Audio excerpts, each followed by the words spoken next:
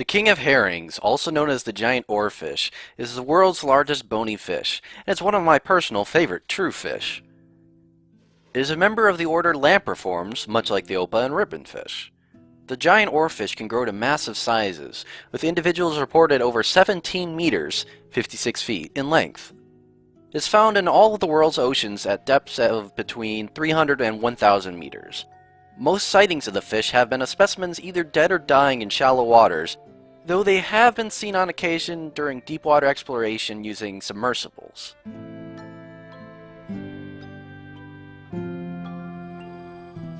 The king of herrings is not a true herring, nor is it actually related to them. This common name arises from them sometimes being spotted in the North Atlantic near shoals of herring. Fishermen thought that the giant oarfish was guiding the herring, hence the name. The origin of the common name of the oarfish is no longer exactly known. The name could be describing the elongated body of the oarfish, or perhaps the once common thought, though ultimately false, belief that the oarfish rode themselves through the water using their pelvic fins.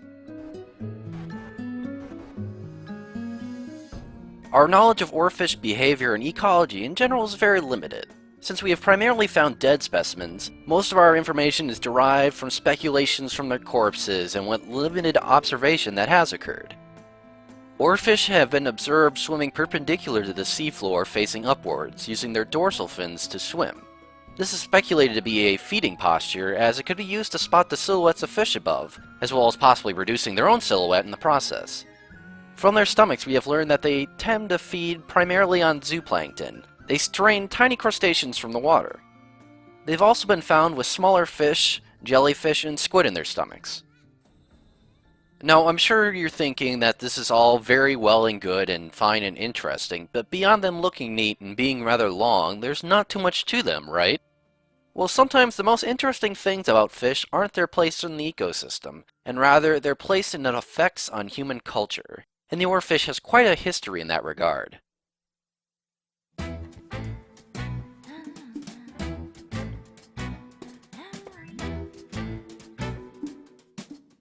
Throughout human history, there have been tales of what are often called sea serpents, long, tapering sea creatures of colossal size spotted on shores and near boats.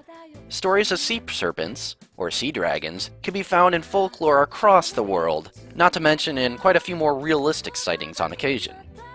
They varied wildly in description, many excessively fantastic, but it's highly possible that there could be a biological analog in our ocean that formed the basis of the sea serpent reports in the past. And the oarfish, particularly the king of herrings, is a strong candidate. As individuals can reach colossal sizes, and they have fairly unconventional morphology for fish, it's not too difficult to see how they could be construed as sea serpents. In fact, there are even known cases where we know it was an oarfish and it was identified as a sea serpent, such as in Bermuda in 1860 when a 16-foot, 5-meter specimen was identified originally as a sea serpent. There's one culture in particular that has very similar depictions of the oarfish as fantastical sea creatures, but with a very different tone. In Japan, the oarfish is known as the Ryugu no Tsukai, translating literally as the messenger from the palace of the sea dragon god. In Shintoism and its related folk religions, the sea dragon god, Ryujin, also known as O-Watsatsumi, is the god of the sea and one of the guardians of Japan. The Emperor of Japan is said to be descended from both the lineage of the sun god Amaterasu, the primary god of Shintoism, and Ryujin, and both figures serve as icons of the divinity and sacredness of the Japanese Isles. The sea dragon god and his palace feature into quite a lot of tales in folklore. It's said to be built from red and white gem coral, or even solid crystal. Inside the palace, it's said to be inhabited by various denizens of the sea, all of who serve as the servants of the sea dragon god. But what about the oarfish? Sea dragons are often depicted themselves as being oarfish. The oarfish is also said to be, along with the sea turtles, one of the primary messengers of Ryujin. But what messages does it bring? Warnings. Specifically, it warns people when earthquakes or tsunamis are coming, giving people time to prepare. And you know something? There's actually some interesting evidence that perhaps this is true in a way.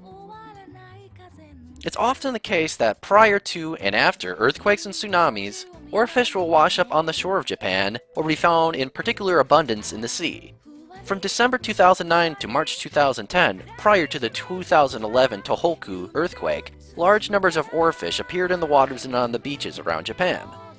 Now there is probably some level of confirmation bias going on, but there have been a lot of pairings of oarfish sightings with earthquakes in Japanese history. Now it's really not too hard to think of a biological or geological basis for this.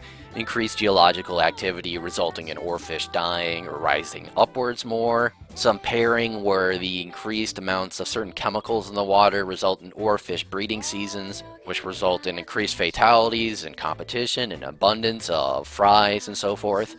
And that's all very possible and very much more real likely. But you have to admit, it's still pretty cool just to imagine that oarfish are just coming to Japan and just going, Go, you motherfuckers! Why aren't you moving? Shit, there's a fucking earthquake's coming! God damn it! Motherfuckers, go! Just go! God shit!